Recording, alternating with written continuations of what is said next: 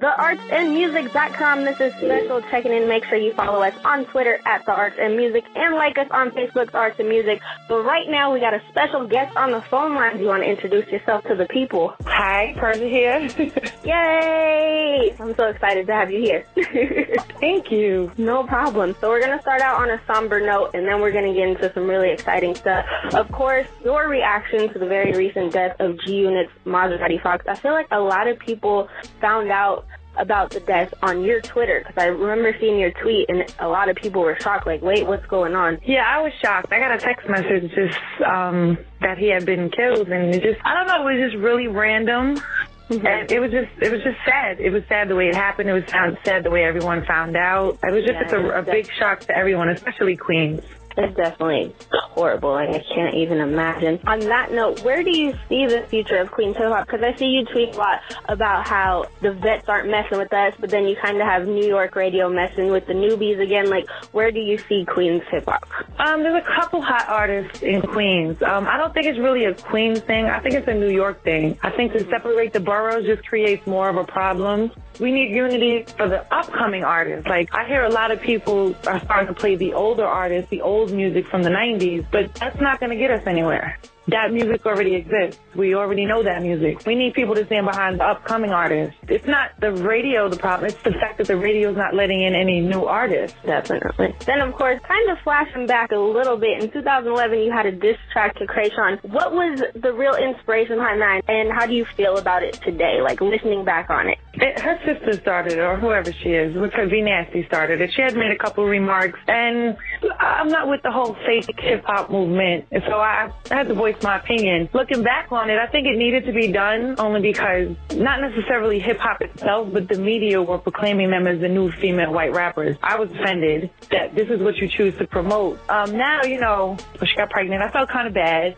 I apologize. It was hip-hop. As a person, I don't ever want to seem like a mean person, but when you put yourself in the line of fire in someone's culture, you're going to get the backlash. V-Nasty, I'll still rip her head off any chance given. I feel like a lot of people have that reaction to her. They still just no remorse. Beyond hip-hop, she's just a very ignorant human being. It's a lot. The disrespect for the culture, the blatant blackface I think that they put on, like this is what they think hip-hop is. They think it's ratchet.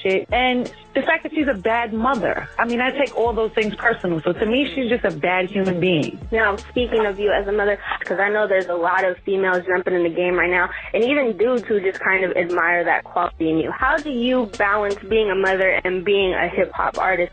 I take my kids to school in the morning. I write all day. I go to the studio while they're at school or when they're sleeping. It's just something that has to be done, and it's just something I can't give up on just because I had kids in the middle of following something. Very, very dope. I love that. Now, last year you did a battle that still to this day people are talking about, and I had heard that was your first battle, which is crazy. Of course, we're talking about the battle with Rain, where you absolutely killed her. Now, off of the fact that was your first battle, you kind of talked about, oh yeah, I might do more. Are you still thinking about doing more, or are you just focused on the new music? I'm definitely going to do another one. I think I have something lined up for April. I didn't want to focus on battling because it took a lot away from the music. It set me back a couple months just prepping and things like that and promotion and attending events. So I really want to make sure that music always remains my focus. But I know the fans want to see me battle again. So someone reached out for April for a 420 Fest in Colorado. So I'm going to do that. That sounds crazy. Oh, my goodness. And I just think it's so funny that the battle keeps getting taken down. Like, there is something real fishy going on. It's Rain. I'm convinced that Rain is somewhere flagging it. She's like, I've had enough of this. Take it down. And because I spoke to Star said it was flagged 3 times, so YouTube took it down. So then he said he took down any possible music that was in it. He said I put it back up. It was down again in a day. And then he put it back up and it was down again. So I said, somebody ripped it from me, so I'm just going to have to upload it on another server. That is so crazy. Like, if she don't get off of YouTube and go do something, oh my goodness. I feel like targeted. There are like millions of battles online. Why is my first poor battle, why can't I just keep my memory alive? They took it down and I was like, no, my moment in time. Yeah, but it's hilarious. And I was shocked I did it in the first place. So for them to just erase it, I was like, no. Exactly. And then a track that I am super, super excited about, you dropped a little video preview, Sean Carter. What can you tell us about that? That actually is probably one of my most recent favorite records. One day I was searching for beats. It was like 2 hours. I was like 300 beats in, and I couldn't find anything. And I was just like, I have days where sometimes I'm like, oh, well, maybe I just don't have it no more. Maybe it's gone. So I had saw someone tweet that they had dropped the Rick Ross, Jay-Z, The Devil Is a Lie.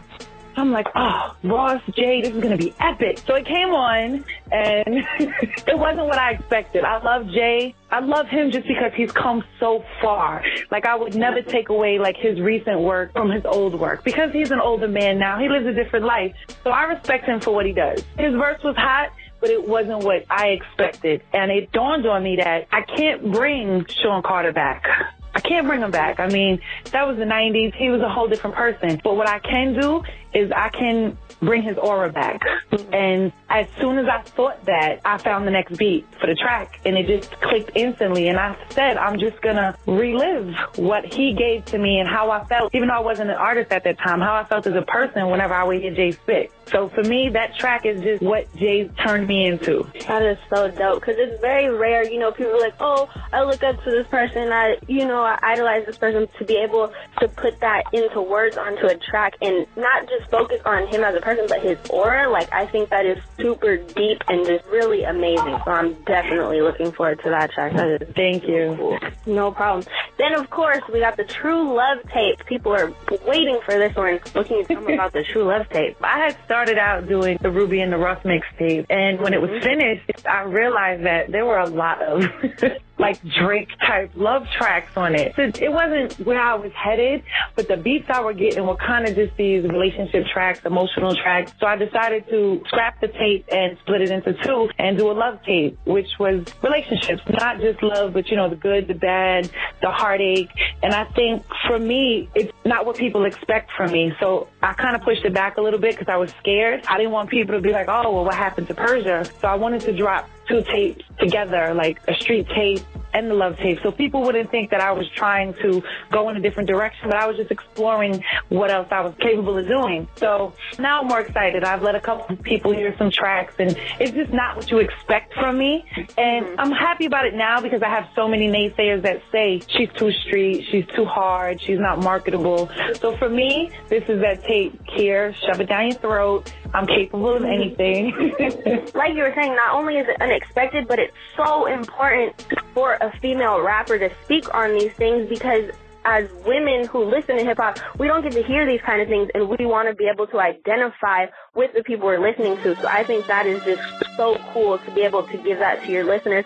And not only that, but I know that it was probably very vulnerable for you. So to be able to channel all those emotions and put them on tape is just crazy. Yeah, it was ups and downs. I think every song has a piece of a relationship in it. I mean, I titled one song after an ex-boyfriend, and a lot of my songs are based off of what I've been through, but it's also what I've seen other people go through. A lot of my love songs are about other relationships that I've seen other people in. So I got to bring it all together as far as breakups and cheating and love and romance and put it into one tape. So I'm kind of excited about this now. Me too. When do you think the people can expect those? We're going to drop the love tape on Valentine's Day, and the Crown on Tilt, I'm going to try and get it out within the next month after that. Nice. A lot to look forward to. Of course, you got any shout-outs? I want to shout out my studio, Dead Sound Lab in Brooklyn, my engineer, Biggs. He's been riding with me for a long time. Without him, there'd be no music.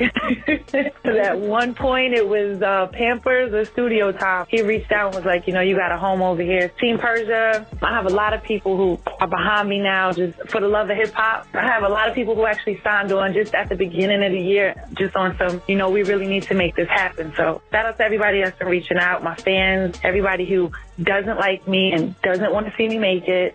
Tough. And then, of course, where the people can find you. So it's Persia NYC on Twitter, Persia Baby on Instagram, SoundCloud, Persia NYC. Anywhere else you want to send the people?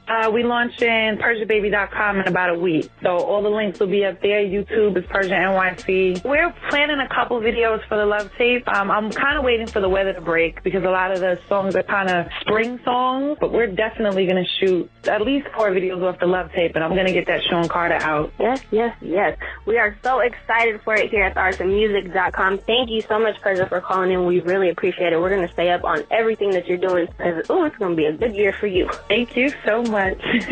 No problem. Everybody make sure you follow at The Arts and Music and like us on Facebook.